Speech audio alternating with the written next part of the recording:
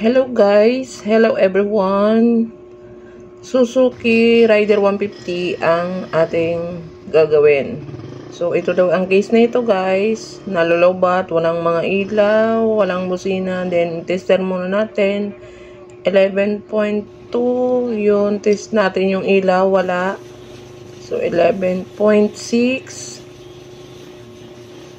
11.4. So, ayun po, nung pinindot namin yung ilaw, bumaba 10.8. 10.7. Mababa, guys. Imbis na tumaas, lalong bumaba. So, nakapag-decide kami na i-full wave na lang po. Which is yan po yung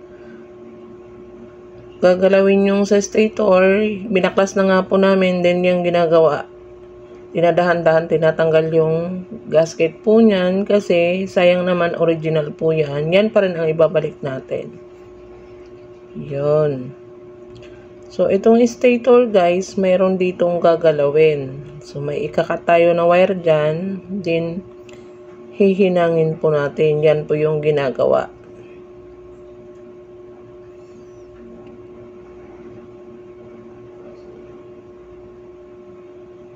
So, yung wire na kulay yellow, tapos may kinat na wire naman na galing sa stator. Yan.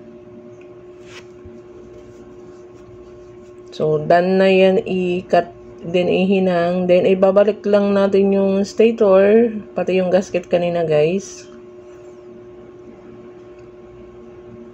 And then, yung regulator na gagamitin natin, ito na po. 5 wire na po yun. Then, yung wire na kaninang galing sa stator, yung dalawa na yun, idudugtong lang natin yan dito. So, yun. Yung kulay orange na galing sa body, ayan, babalatan nyo lang ng konti. Diyan kayo magdudugtong. So, guys, ito yung regulator na stock.